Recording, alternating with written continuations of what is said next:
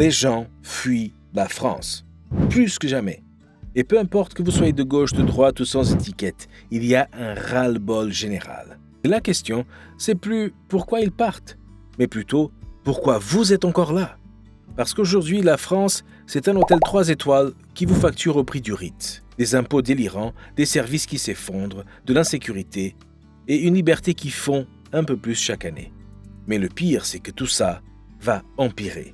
Ce que je vais vous montrer, c'est pourquoi des milliers de Français comme vous ont dit stop. Et pourquoi vous risquez de faire pareil, même si vous pensez que c'est impossible. Parce que ce qui est en train de se passer en France, ce n'est pas juste une crise passagère. Et le pire, c'est que la plupart des gens ne s'en rendent même pas compte. Vous bossez, vous payez, vous subissez. Et au bout d'un moment, vous vous dites « Mais je suis vraiment obligé de vivre comme ça ?» Dans cette vidéo, je vais vous montrer les vraies raisons qui poussent autant de Français à quitter le pays et pourquoi ce mouvement va s'amplifier dans les prochaines années. On va parler d'argent, de sécurité, de liberté et surtout de ce qu'on vous fait payer sans jamais vous le dire. Parce que fuir la France, pour beaucoup, ce n'est pas une fuite, c'est un choix logique. Et peut-être que, quand vous aurez vu tout ça, vous ne verrez plus votre pays de la même façon. La France est devenue un hôtel 3 étoiles à prix 5 étoiles. Imaginez 2 minutes, vous entrez dans un hôtel. On vous promet du luxe, du confort, du service. Mais en arrivant dans la chambre, la clim ne marche pas, le lit est bancal et il y a une fuite dans la salle de bain. Et pourtant, vous payez 300 € la nuit. Bienvenue en France. Aujourd'hui, c'est exactement ce que ressentent des millions de Français. Ils bossent dur, ils payent des impôts à rallonge et en échange, ils n'ont plus rien de premium. Ils ont des hôpitaux débordés, des écoles en crise, des services publics déshumanisés.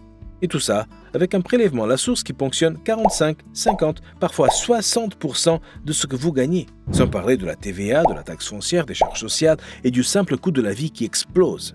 On vous facture le rêve républicain, mais vous vivez dans un système low cost. Le plus fou, c'est que d'autres pays, avec moins d'impôts, offrent plus de services, comme le Portugal, l'Espagne, Dubaï ou l'Estonie. Ils investissent, ils s'adaptent, pendant que la France, elle, vit sur sa réputation. On vous parle encore du pays des droits de l'homme, du modèle social français, de la qualité de vie à la française. Mais soyons honnêtes, tout ça, c'était peut-être vrai il y a 30 ans. Aujourd'hui, vous payez le prix fort et vous êtes traité comme un client qu'on méprise. L'insécurité du quotidien, quand sortir devient un stress. Mais le vrai déclic pour beaucoup, ce n'est pas l'argent, c'est la peur. Peur de sortir tard, peur pour ses enfants, peur de ce qui peut arriver même en plein jour. Et ça, c'est nouveau. En 2023, les actes de violence ont explosé, plus 12% en un an. C'est la plus forte hausse depuis plus de 10 ans. 40% des Français disent ne plus se sentir en sécurité dans l'espace public. Ce chiffre grimpe à plus de 60% dans certaines grandes villes. Mais le plus grave, c'est que plus personne ne s'étonne. Les forces de l'ordre, quant à elles sont débordées, sous-équipées et souvent impuissantes face à une violence qui n'a plus de limite. Et pendant ce temps, on vous explique que vous exagérez, que c'est une impression, qu'il ne faut pas faire d'amalgame.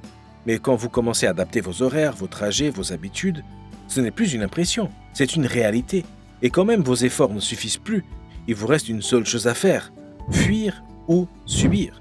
Et c'est là qu'entre en jeu le facteur numéro 1 de l'exode français, l'argent. Travailler dur, se lever tôt, donner le meilleur de soi. C'est encore une valeur forte chez beaucoup de Français, mais aujourd'hui, une question revient de plus en plus souvent. À quoi bon ? Quand vous gagnez 3 000 € brut et que vous en reste 1 900 à la fin du mois, quand vous payez 20% de TVA sur absolument tout ce que vous consommez, quand vous hésitez entre aller chez le dentiste ou mettre de l'essence pour aller bosser, c'est là que le doute commence à s'installer. La France est l'un des pays les plus taxés au monde, et ça, tout le monde le sait.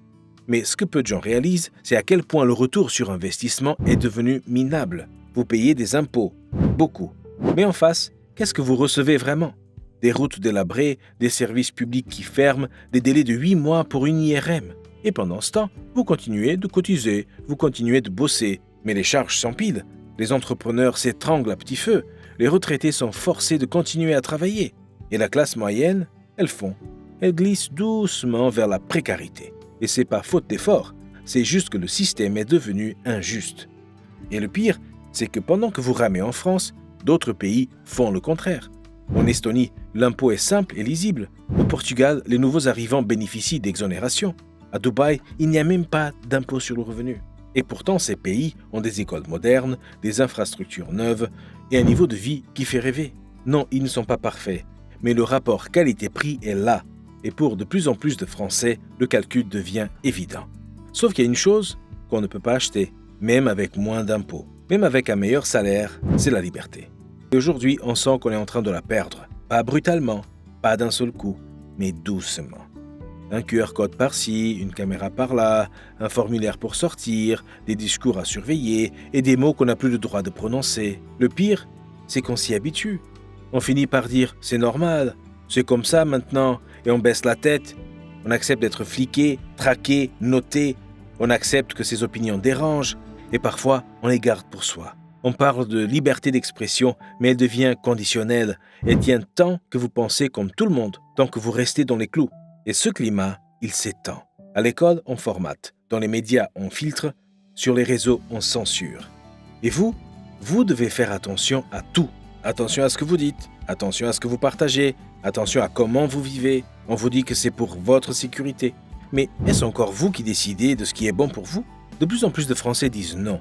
Ils ne veulent pas d'une société où l'on vit sous tension, sous contrôle, sous pression permanente. Ils ne veulent pas passer leur vie à se justifier, à se défendre, à se retenir. Alors la question devient simple. Pourquoi rester dans un pays où vous n'avez plus le droit de respirer? Et parfois, ce n'est même plus une question de liberté, ni d'argent, juste une question de santé mentale. Quand tout devient trop lourd à porter, partir, ce n'est plus une envie, c'est un besoin. On parle souvent d'impôts, de sécurité, de liberté, mais il y a une chose dont on parle très peu, et pourtant c'est peut-être la plus importante. L'épuisement. Pas physique, pas visible, une fatigue mentale, une lassitude permanente.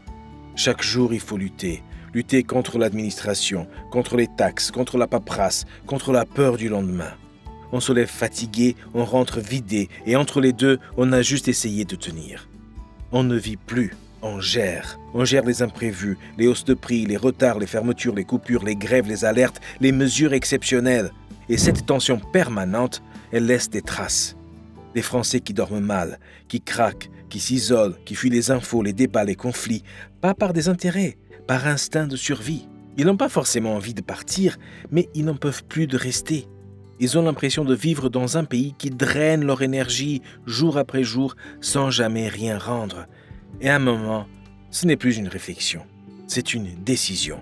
Partir pour respirer, partir pour reconstruire, partir pour retrouver un peu de calme.